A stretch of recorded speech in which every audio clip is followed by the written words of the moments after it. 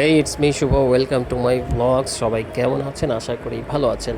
তো আজকে আমি চলে আসছি শেফস টেবিল। জি, শেফস টেবিল কোর্ট সাইড এরিয়াতে প্রত্যেকটা অকেশন একটা করে ইভেন্ট হয়।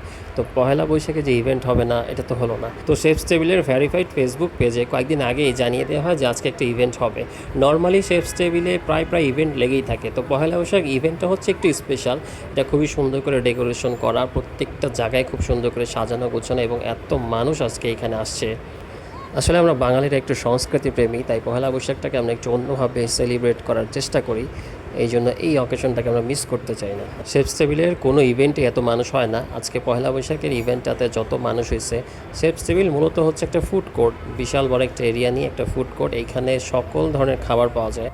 খাবারের পাশাপাশি আপনি একটা গুড এনভায়রনমেন্ট পাচ্ছেন এইখানে। তো এইটা হচ্ছে ওদের মোস্ট অ্যাট্রাকটিভ একটা বিষয়, যার জন্য আমিও বারবার ছুটে আসি। আমার কাছে খুবই ভালো লাগে, বিশেষ করে ইভেন্টগুলো আমি মিস করি না। ফ্যামিলির প্রত্যেকটা মেম্বারকে নিয়ে এখানে এসে ঘুরে যেতে পারেন।